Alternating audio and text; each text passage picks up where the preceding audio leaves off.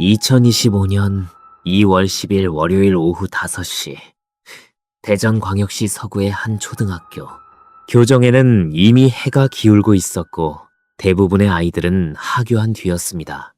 단 한 명, 1학년의 한 아이가 돌봄 교실의 끝까지 남아 있었죠. 미술학원 차량이 곧 도착할 예정이었기 때문입니다. 그 아이는 학교를 좋아했습니다. 친구들이 모두 돌아간 뒤에도 가장 마지막까지 남아있기를 좋아하던 7살의 여자아이. 그날도 그렇게 평소와 똑같은 월요일 오후였죠. 그러나 그 1시간 전 학교 안의 한 교사는 자신의 남편에게 전화를 걸어 이렇게 말한 것으로 조사되었습니다. 나만 불행할 수 없다. 지금 한 놈만 걸려라. 같은 교정 안에 같은 복도를 따라 이어진 두 개의 세상. 한쪽에는 미술학원 차량을 기다리던 7살의 일상이 있었고 다른 한쪽에는 상식으로 설명되지 않는 문장을 입 밖에 꺼낸 한 40대 교사의 시간이 있었습니다. 그리고 그 두 세계가 충돌하기까지 남은 시간은 단 몇십 분에 불과했죠. 오늘 전해드릴 이야기는 실제 사건을 바탕으로 하며 어린이와 관련된 매우 민감한 내용이 포함되어 있습니다. 시청에 각별히 주의를 부탁드립니다. 이 기록은 한 명의 가해자의 내면을 파헤치기 위한 이야기가 아닙니다. 반대로 학교라는 가장 안전해야 할 공간에서 7살의 평범한 아이가 왜 보호받지 못했는가 하는 질문의 기록입니다. 그 질문 앞에서 수많은 제도와 수많은 어른들이 어떤 자리에 있었는가, 그 자리에서 무엇을 놓쳤는가 하는 기록이기도 하죠. 안녕하세요. 실화 이야기를 함께 나누는 이 채널에 오신 여러분을 환영합니다. 본격적인 이야기에 앞서 좋아요와 구독은 이런 실화를 더 깊이 다룰 수 있는 큰 힘이 됩니다. 그럼 오늘의 이야기 지금부터 시작하겠습니다. 자씨, 대전광역시 서구의 선유초등학교, 신도시의 조용한 주택가 한가운데 자리 잡은 평범한 초등학교였습니다. 아침이면 노란 통학 차량들이 줄을 서고 하교 시간이면 학부모들이 교문 앞에 모여 아이들의 이름을 부르던 그런 일상의 학교. 맞벌이 가정의 아이들을 위해서는 돌봄 교실이 운영되고 있었고 여러 개의 학원 차량이 그 돌봄 교실의 하교 시간에 맞춰 번갈아 도착하는 익숙한 풍경이 이어지는 곳이었죠. 2025년 2월의 그 월요일 역시 그 풍경은 여느 날과 다르지 않았습니다. 그러나 그 평온한 교정의 2층 한쪽에서 이 도시 전체를 바꿔놓을 한 사건이 조용히 쌓여가고 있었죠. 오늘 이야기의 중심에 놓인 아이는 김하늘 양입니다. 사건 당시 7살, 초등학교 1학년이었습니다. 가족이 공개에 동의한 이름 그대로 이 보도에서도 하늘 양이라고 부르도록 하겠습니다. 하늘 양은 학교를 정말 좋아하는 아이였습니다. 친구들이 돌봄 교실에서 하나둘 집으로 돌아가는 오후가 되어도 끝까지 남아있기를 즐기던 그 시간을 스스로의 작은 세계로 만들어가던 아이였죠. 공책에는 또박또박 꾹꾹 눌러 쓴 글자와 색연필로 그린 작은 그림이 빼곡했고 가방 안에는 좋아하던 그림책 한 권이 늘 함께 들어있었다고 전해집니다. 그날 하늘 양은 돌봄 교실이 끝난 뒤 가까운 미술학원에 가기로 되어 있었습니다. 미술학원에 셔틀 차량이 오면 운전기사님이 돌봄 교실에 연락을 넣고 하늘 양이 내려오는 시간에 맞춰 정문 앞에서 함께 떠나는 방식이었죠. 월요일은 하늘 양이 가장 기다리던 요일이었다고 합니다. 주말 동안 미뤄둔 미술학원 과제를 들고 가서 선생님께 보여드리는 날이었고 좋아하는 친구와 같은 수업을 듣는 시간이기도 했기 때문이었죠. 그날 하늘 양의 가방 안에는 주말에 열심히 그린 그림 몇 장이 조심스럽게 접혀 있었다고 전해집니다. 그 그림들은 결국 주인에게 돌아오지 못했습니다. 이웃과 친구 부모들의 증언에 따르면 하늘양은 평소에 아주 밝고 다정한 성격이었다고 합니다. 아침에 아파트 엘리베이터에서 이웃 어르신을 마주치면 또박또박 인사를 건네던 아이였고, 친구의 생일이 다가오면 직접 편지를 써서 색종이에 접어 건네주던 그런 아이였죠. 돌봄 교실의 선생님들은 하늘양을 두고 차분하면서도 호기심이 많은 아이였다고 기억합니다. 책 읽기를 특히 좋아해서 집에 돌아가기 전에 교실 한편의 작은 책꽂이에서 새 책을 골라 내일마저 읽겠다고 말하곤 했다고 하죠.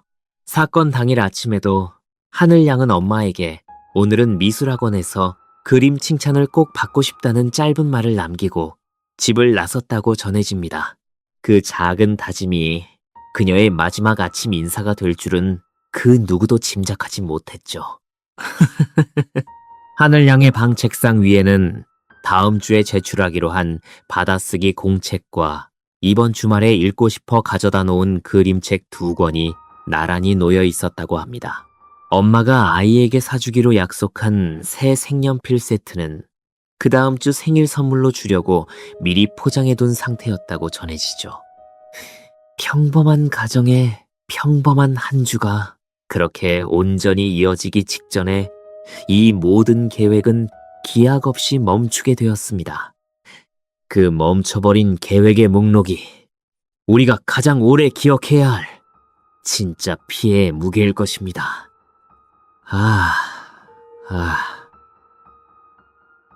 하늘양의 가족은 이 이야기에서 주인공을 말할 때 반드시 함께 놓여야 할 또 한 명의 화자입니다.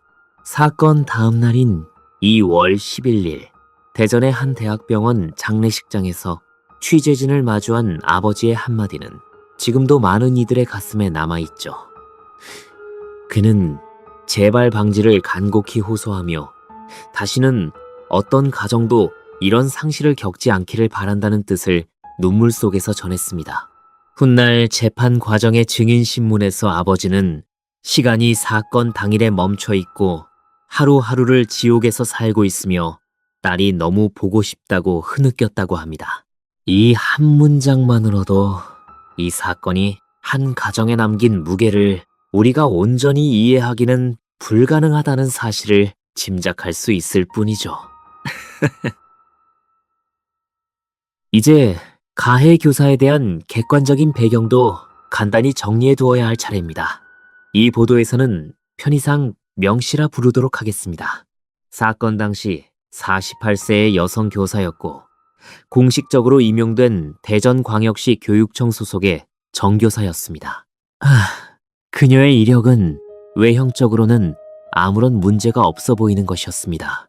1999년에 교사로 임용된 이래 약 25년간 교직에 몸담았고 교육부 장관 표창장을 9차례 받았을 정도로 성실한 근무 평가를 받아왔죠. 형사처벌 전력도 없었고 교직 생활 중 특별히 제기된 민원도 확인되지 않았다고 경찰은 밝혔습니다. 그러나 이 평범한 이력의 뒤편에는 사건 발생 약 7년에서 8년 전부터 이어진 우울증 치료의 시간이 있었습니다. 병가와 휴직을 반복하던 그녀는 사건 불과 3주 전인 2024년 12월에 학교로 복직한 상태였다고 합니다. 3주 전 복직. 이 짧은 한 줄이 이 사건의 성격을 이해하는데 가장 중요한 열쇠 가운데 하나입니다. 전문가들은 장기간의 휴직 이후의 복직 과정에서 정신적 건강 상태에 대한 충분한 평가와 지원이 동반되지 않을 경우 위험 신호가 조기에 드러나지 못할 수 있다고 분석합니다. 이 사건은 바로 그 위험 신호가 하나둘 드러나고 있었음에도 시스템이 제때 움직이지 않았다는 점에서 특히 많은 시민의 공분을 샀습니다. 이런 평범한 일상이 어느 날 갑자기 멈춰버린다는 것, 여러분은 한 번쯤 상상해 보신 적이 있으신가요? 주말에 그린 그림 몇 장, 월요일이 오기만을 기다리던 어린 목소리, 교문 앞에서 아이의 이름을 부르던 부모의 평범한 저녁. 이제 그 평범한 일상의 배경 뒤에서 어떤 경고 신호들이 무시되고 있었는지 그 긴 이야기를 이어가도록 하겠습니다. 먼저 사건 발생 5일 전 2월 5일 수요일로 시간을 되돌려 보겠습니다. 복직한 지 몇 주가 지난 이날, 명 씨는 학교 안에서 눈에 띄게 이상한 행동을 시작합니다.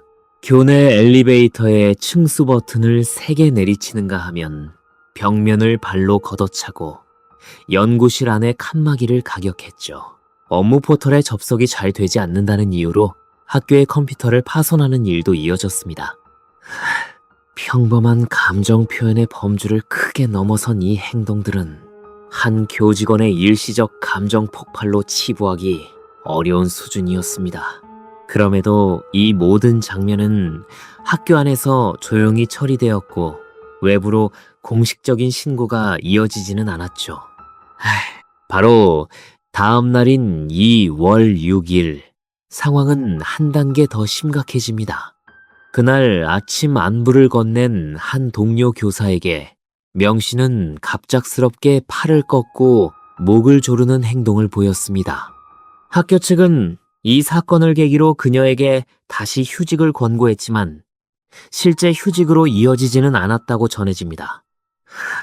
다시 말해, 한 교사가 교직원을 상대로 신체적 공격을 가한 뒤에도 그녀는 여전히 학생들과 같은 공간에서 근무를 이어갔다는 뜻이죠.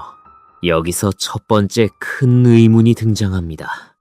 왜 이 시점에 경찰에 대한 정식 신고나 즉각적인 업무 배제 조치가 이루어지지 않았을까? 많은 시민은 이 질문 앞에서 도저히 받아들이기 어려운 감정을 공유하게 되죠. 동료 교사 폭행 당시 명 씨는 피해자에게 자신이 이미 이혼했다고 고함을 지른 것으로 전해지죠. 그러나 이 진술은 사실이 아니었고 그녀는 공식적으로는 혼인 관계를 유지하고 있는 상태였다고 합니다. 이 사소해 보이는 불일치 역시 그녀의 심리 상태가 이미 현실의 사실관계와 어긋난 방향으로 기울어져 있었음을 조용히 보여주고 있던 신호였죠. 이러한 위험 신호들이 학교 내부의 조용한 처리 속에 갇혀있던 나흘의 시간. 바로 그 나흘이 이 사건의 성격을 이해하는데 가장 중요한 구간입니다.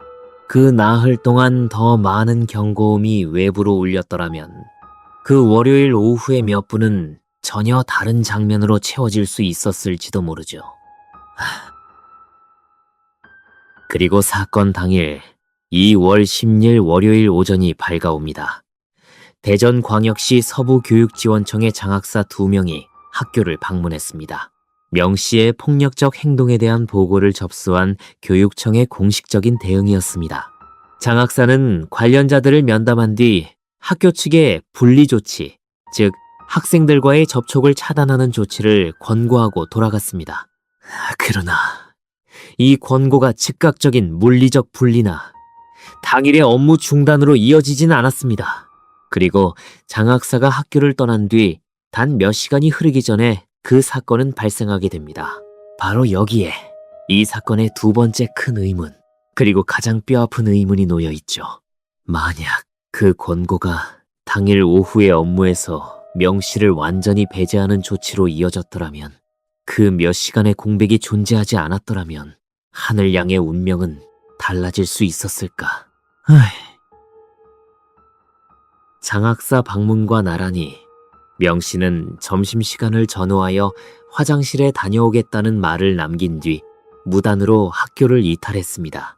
그리고 오후 1시 30분경 학교에서 약 2km 떨어진 한 할인마트에서 흉기 한 자루를 구입한 것으로 수사 결과 확인되었습니다.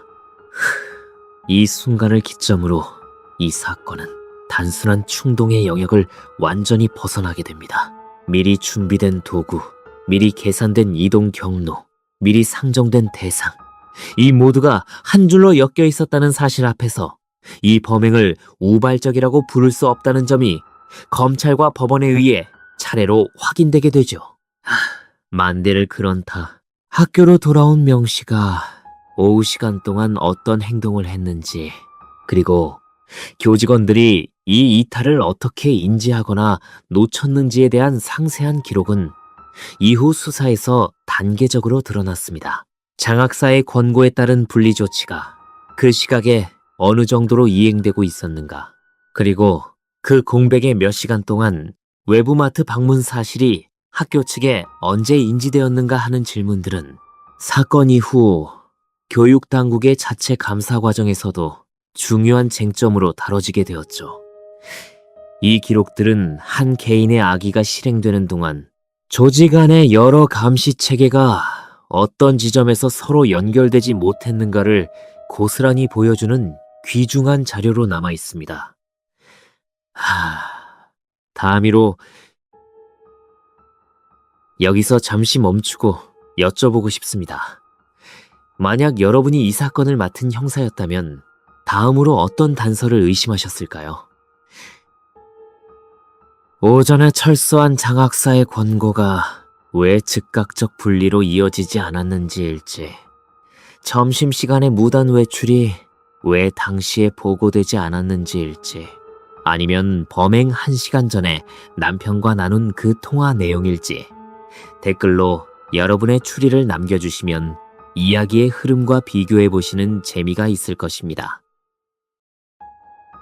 그럼 다시 사건으로 돌아가 보겠습니다.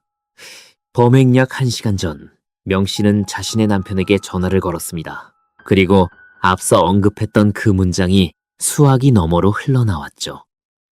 나만 불행할 수 없다. 지금 한 놈만 걸려라. 이 문장을 들은 남편은 다급히 아내에게 집으로 돌아올 것을 요청했고 경찰에 신고하겠다는 뜻을 강하게 경고한 것으로 조사되었습니다. 그러나 이 경고는 끝내 한 통의 공식적인 신고로 이어지지 못했고 그 공백의 시간이 이 사건의 또 하나의 큰 아픔으로 남게 되었습니다. 오후 5시를 전후하여 돌봄 교실에는 하늘양 한 명만이 남아 있었습니다. 미술학원 차량 기사는 정문 근처에서 연락을 넣었고 돌봄 교실의 교사는 하늘양을 2층에서 내려보냈다고 합니다. 그 내려가는 짧은 길 어딘가에서 명 씨는 하늘양을 마주쳤습니다. 그녀는 하늘양에게 책을 주겠다며 2층의 시청각실로 유인한 것으로 조사되었죠. 이 유인의 수법과 장소 선택, 그리고 사전에 준비된 도구의 존재가 한데 모여 이 범행이 그 순간의 우발이 아닌 사전에 설계된 행위임을 분명히 보여주고 있습니다. 학교 안에 남아있던 한 아이의 마지막 동선이 그 짧은 몇 분 사이 교정의 어떤 카메라에도 충분히 기록되지 못한 채 끊기고 말았습니다. 경찰에 따르면 명 씨는 이후 자해를 시도한 상태로 현장에서 체포되었습니다. 그녀는 응급수술을 받기 전 경찰에게 범행을 인정했고 이후 수사 과정에서 사건의 전모가 하나씩 드러나게 되었죠. 수사진은 그녀의 휴대전화와 사무실 컴퓨터 등을 확보해 분석한 결과 그녀가 사전에 범행에 관련된 정보를 검색한 기록과 학교 주변에서의 도구 구입 기록 등을 확인했다고 밝혔습니다.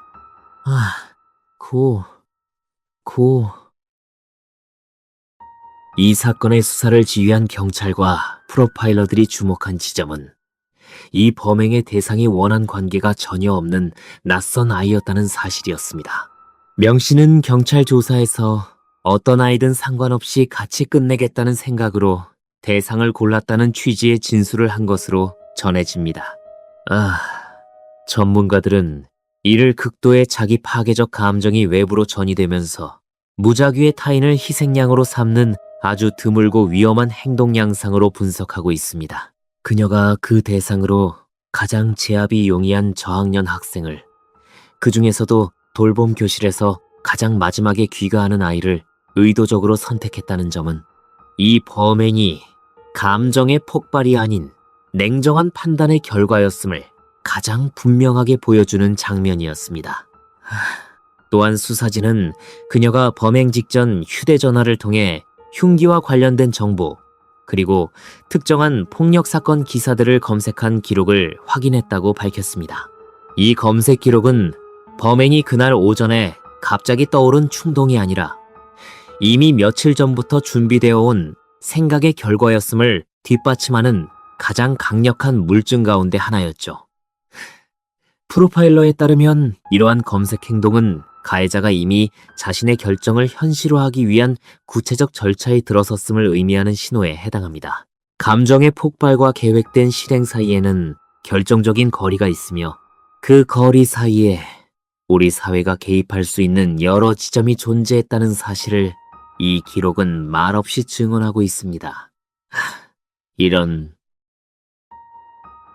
수사진과 법원이 동시에 주목한 또 하나의 지점은 그녀가 심리적으로 가깝게 느끼는 인물은 대상에서 제외했다는 점이었죠. 이 사실은 훗날 대법원 판단에서도 그녀가 심신미약의 상태에 있지 않았다는 근거 가운데 하나로 인용되었습니다. 즉, 그녀는 자신이 해치고자 하는 대상과 그렇지 않은 대상을 정확히 구별하고 있었다는 뜻입니다. 평범한 상식으로는 도저히 받아들일 수 없는, 그러나 현실의 수사 기록 위에 또렷이 남은 이 판단 과정은 이 사건이 왜 사법 판단에서 매우 엄중하게 다뤄져야 했는지를 설명하는 핵심 근거가 되었습니다. 이 지점에서 많은 시민이 크게 놀란 또 하나의 사실은 명 씨의 외적 이력이 일견 지극히 평범했다는 점이었습니다. 25년이라는 긴 교직 경력, 9차례의 장관 표창, 단 한 건의 민원도 기록되지 않은 근무평가. 이러한 배경은 이 사건이 단순히 한 사람의 타고난 성향으로 설명될 수 없다는 사실을 보여주는 동시에 장기간의 정신건강 악화가 어떤 외형적 성실함 뒤에서도 조용히 진행될 수 있다는 무거운 교훈을 함께 남겼습니다. 전문가들은 이 사건이 하나의 개인을 악마화하는 방식으로 기억될 경우 진짜 교훈을 놓칠 수 있다고 경고합니다. 오히려 우리가 직시해야 하는 것은 사회 전체가 고통의 신호를 조기에 포착하고 연결해 줄 수 있는 촘촘한 안전망을 얼마나 갖추고 있는가 하는 질문이라는 것입니다. 사법 절차는 비교적 신속하게 진행되었습니다. 2025년 3월 12일 대전경찰청은 신상정보 공개심의위원회를 열어 명 씨의 얼굴과 이름, 나이를 공식적으로 공개했습니다. 명 씨 본인은 신상 공개에 이의가 없다는 뜻을 밝혔다고 전해지죠. 같은 해 3월 30일 SBS 시사교양 프로그램 그것이 알고 싶다는 1436회에서 이 사건을 집중적으로 다뤘고, 이 보도를 계기로 사건의 전말과 학교 안의 대응 공백이 전국에 다시 한번 자세히 알려졌습니다.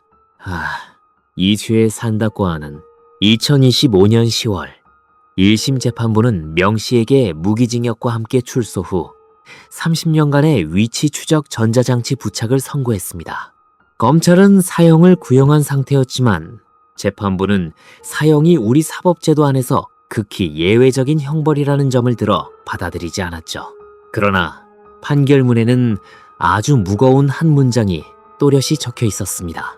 초등학교 교사가 재직하는 학교에서 7살의 피해자를 지켜야 할 지위에 있었음에도 가장 안전해야 할 공간에서 그 책임을 뒤엎어버린 전대미문의 사건이라는 평가였습니다. 이어 2026년 1월 16일 대전고등법원은 검찰과 명 씨 측의 항소를 모두 기각하고 무기징역을 유지했습니다. 그리고 2026년 4월 2일 대법원은 원심의 판단이 정당하다며 무기징역을 최종 확정했죠. 이 최종 판결 앞에서도 유족의 마음은 쉽게 받아들여지지 않았습니다. 1심에서 검찰이 사형을 구형한 데에는 이 사건이 가진 사회적 무게와 아동보호라는 원칙의 파괴가 작용했기 때문이었죠. 그러나 법원은 사형을 선고하지 않았고, 이 결정을 두고 많은 시민은 상식으로는 설명되지 않는 감정을 나누게 되었습니다. 물론 사형의 선고와 집행에는 우리 사회의 오래된 가치 판단과 법체계의 복합적인 맥락이 담겨 있습니다. 그렇기에 이 사건의 판결은 단지 한 사건의 결론이라기보다 아동 대상 범죄에 대한 우리 사법의 양형 기준 전반을 다시 돌아보게 만드는 계기가 되었습니다. 그 어떤 형량도 7살 하늘양의 시간을 되돌릴 수 없다는 사실만이 여전히 가장 무거운 진실로 남아 있었죠. 이 사건의 양형을 두고 지금도 의견이 엇갈립니다. 여러분은 이 판결이 합당했다고 생각하십니까? 아니면 너무 가벼웠다고 생각하십니까? 특히 사건 전의 여러 경고 신호, 복직 결정의 적정성, 학교 내부의 대응 절차 등이 양형 판단에 얼마나 반영되어야 한다고 보십니까? 여러분의 솔직한 생각을 댓글로 들려주시면 좋겠습니다. 그 이야기는 잠시 뒤 이어가도록 하고 먼저 이 사건이 우리 사회에 남긴 숙제를 함께 짚어보겠습니다. 이 사건이 우리에게 남긴 숙제는 단 한 가지, 제도의 문제로 좁혀지지 않습니다. 오히려 여러 겹의 시스템이 동시에 느스내기에 벌어질 수 있었던 비극이었다는 점이 드러났죠. 첫째는 장기 휴직 이후의 복직 과정에 대한 정신건강평가 체계의 문제였습니다. 병가와 휴직이 반복되고 자살을 고려한 기록까지 있는 상태에서 3주 만에 복직이 적절한가에 대한 기준이 우리 교육 현장에는 충분히 마련되어 있지 않았습니다. 이 사건 이후 교육 당국은 관련 절차의 정비를 약속했지만 그 정비가 얼마나 촘촘하게 이루어지고 있는가는 지금도 여전히 검증이 필요한 대목입니다. 제도가 한 걸음 늦을수록 또 다른 하늘이 위험해질 수 있다는 사실을 우리는 잊어서는 안 됩니다. 한 번의 비극이 다음의 비극을 막는 디딤돌이 되려면 형식적인 매뉴얼 한 줄이 아니라 실제 현장에서 작동하는 진짜 기준이 뿌리내려야 한다는 점을 이 사건은 분명히 보여주고 있습니다. 둘째는 교내의 폭력적 행동에 대한 신고와 분리 조치의 즉시성 문제였습니다. 사건 4일 전에 동료 교사 폭행, 5일 전에 기물 파손. 이 일련의 사건이 학교 안에서 조용히 처리되면서 경찰 신고라는 외부 개입의 기회가 사라졌고 같은 공간에 학생들이 노출되는 위험도 함께 유지된 셈이 되었습니다. 학교라는 공간에 평판 보호라는 관성이 때로 가장 중요한 안전의 기준을 뒤로 미루게 만들 수 있다는 점을 이 사건은 아프게 드러냈습니다. 교실 안에서 벌어진 일을 외부로 꺼내는 문턱을 낮추는 일, 그리고 학생의 안전이 어른들의 체면보다 항상 앞에 놓여야 한다는 원칙을 제대로 정착시키는 일이 지금 우리 사회에 필요합니다. 이 지점에서 많은 시민이 가장 크게 공분을 나타낸 대목은 사건 당일 오전 장학사의 현장 방문과 그 이후 몇 시간 사이의 공백이었습니다. 이미 공식적으로 폭력 사실이 확인되고 분리 조치가 권고되었음에도 가장 시급해야 할 당일 오후의 업무 배제가 즉각 이루어지지 못했다는 점은 우리 사회가 위기 대응의 속도 자체를 다시 점검해야 한다는 신호였습니다. 상식으로는 설명되지 않는 그 몇 시간의 공백이 결국 한 아이의 운명을 결정지었다는 사실 앞에서 유족의 가슴을 무너뜨린 것은 단지 판결의 형량이 아니라 이러한 제도의 으뜸 자체였을 것입니다. 한 번의 경고는 반드시 한 번의 즉각적인 조치로 연결되어야 한다는 원칙을 이 사건은 우리 사회의 가장 비싼 대가로 새기게 했습니다. 셋째는 돌봄 교실의 하교 시간에 대한 확인 절차의 문제였습니다. 이 사건 당시 돌봄 교실의 교사는 미술학원 차량 기사의 연락을 받고 하늘양을 2층에서 내려보내는 단계까지는 책임을 다했다고 볼 수 있습니다. 그러나 그 내려가는 짧은 경로에서 아이가 실제로 차량에 탑승하는 순간까지를 확인하는 제도적 장치가 미흡했다는 점이 드러났습니다. 저학년 학생의 경우 이 교실 문에서 정문까지의 거리가 아주 짧더라도 그 사이의 안전을 반드시 어른 한 명이 연결해 주어야 한다는 원칙이 이 사건 이후 여러 학교에서 강조되고 있다고 전해집니다. 그 변화가 또 다른 아이의 안전한 귀가를 만들어 주기를 많은 시민이 함께 바라고 있죠. 마지막으로 이 사건이 남긴 가장 근본적인 질문은 아이들이 세상에서 가장 안전하다고 배우는 공간에 대한 신뢰의 문제였습니다. 학교는 학생들이 처음으로 사회를 경험하는 공간이자 부모가 가장 마음 놓고 아이를 맡길 수 있어야 할 공간입니다. 그런 공간에서 한 아이가 보호받지 못했다는 사실은 우리 모두가 공유하는 가장 기본적인 약속이 한순간에 흔들렸다는 뜻이기도 합니다. 그 흔들린 약속을 다시 단단히 세우는 일이 이 사건을 기억하는 어른들의 몫으로 남아 있습니다. 제도의 한 줄, 교직원의 한 걸음, 부모 한 명의 조금 더 이른 귀가, 그 모든 작은 변화가 모여야만 이 약속은 다시 자리를 잡을 수 있습니다. 그 사건 이후 전국의 많은 교사들 역시 이 사건을 함께 아파하며 자신들의 어깨 위에 놓인 책임의 무게를 다시 한번 무겁게 느꼈다고 전해집니다. 대다수의 교사가 매일 아이들을 위해 자신의 시간과 마음을 쏟고 있음에도 이 한 건의 사건이 교직 전체에 들이운 불신의 그림자는 결코 가볍지 않았죠.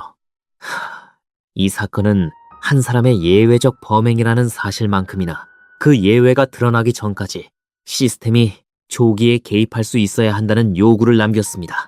교사들의 정신건강을 조심스럽게 돌볼 수 있는 체계, 동료 간 이상 신호를 편안히 공유할 수 있는 문화, 그리고 필요한 순간 외부 전문가가 신속히 연결될 수 있는 절차. 이 세 가지 층이 함께 움직여야만 교직이라는 직업이 가진 본래의 가치가 다시 단단해질 수 있을 것입니다.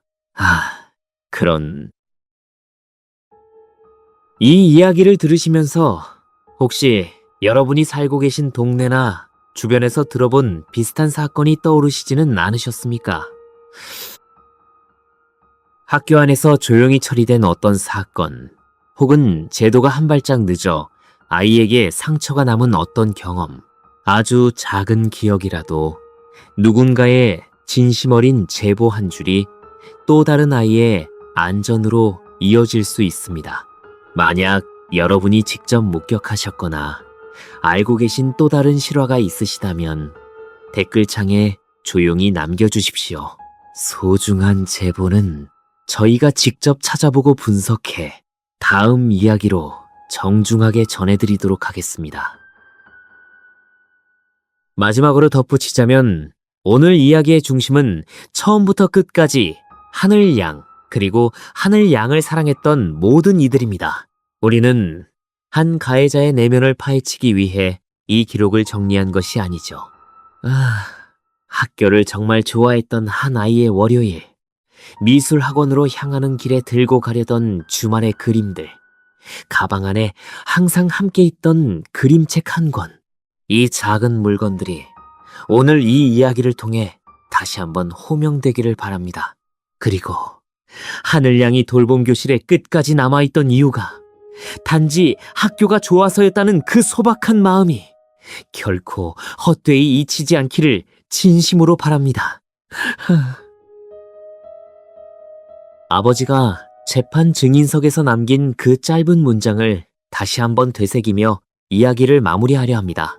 시간이 사건 당일에 멈춰 있고 하루하루를 지옥에서 살고 있으며 딸이 너무 보고 싶다는 그 한마디. 이 한 문장 앞에서 우리에게 남은 숙제는 그 시간을 멈추게 만든 모든 작은 공백을 한 줄 한 줄 메워 나가는 일일 것입니다. 그 공백이 다시는 또 다른 하늘을 잃게 만드는 자리가 되지 않도록 오늘 이 이야기를 함께 들어주신 여러분의 기억이 아주 작은 디딤돌이 되어주기를 진심으로 바랍니다. 아버지와 어머니, 그리고 하늘양을 아꼈던 모든 분들의 시간은 여전히 그 월요일 오후에 머물러 있습니다. 가족들은 합동분향소에 모인 추모객들의 작은 편지와 국화 한 송이 한 송이에서 잠시나마 위안을 얻는다고 전해집니다. 편지마다 쓰여 있는 문장은 비슷했다고 하죠. 하늘 양을 잊지 않겠다는 다짐, 더 안전한 학교를 만들어 가겠다는 약속, 그리고 그 약속을 자신의 자리에서부터 실천하겠다는 조용한 다짐. 이 다짐들은 형량의 무게와는 또 다른 방식으로 이 사건에 대한 우리 사회의 응답이 되어가고 있습니다. 형량의 시간을 되돌릴 수 없다는 사실은 분명하지만 기억하는 사람이 한 명이라도 더 늘어날 때마다 그만큼 다음의 안전이 조금 더 가까워진다는 사실 역시 우리는 기억해야 합니다. 7살의 월요일, 미술학원 차량이 도착하기 직전에 그 짧은 복도, 그 복도에서 더 많은 어른이, 더 많은 제도가 더 빠르게 한 걸음을 움직였어야 했다는 사실을 우리는 오래도록 기억해야 할 것입니다. 이 기록이 하늘 양의 이름을 단순한 기사 한 줄이 아닌 우리 사회의 변화를 이끄는 이정표로 남게 하는데 작은 몫이 되기를 바라며 오늘의 이야기를 여기서 정리하겠습니다. 그리고 지금 이 시간에도 어딘가의 작은 교실에서 마지막까지 남아있을 또 다른 하늘 같은 아이들이 언제나 안전한 복도와 안전한 하교길로 이어지기를 이 이야기를 함께 들어주신 여러분과 함께 진심으로 바랍니다. 하늘 양의 이름이 오늘 여러분의 기억 한 자리에 조용히 남는 것만으로도 이 이야기의 작은 목적 하나는 이미 이루어진 셈일 것입니다. 그 이름을 오래 잊지 말아주시기를 부탁드립니다. 오늘 이야기가 여러분의 마음에 조금이라도 남았다면 좋아요와 구독, 그리고 알림 설정으로 함께 해주십시오. 다음 이야기에서 다시 찾아뵙겠습니다. 다음 이야기도 소름 끼치는 실화입니다. 준비되셨다면 계속 들어주십시오.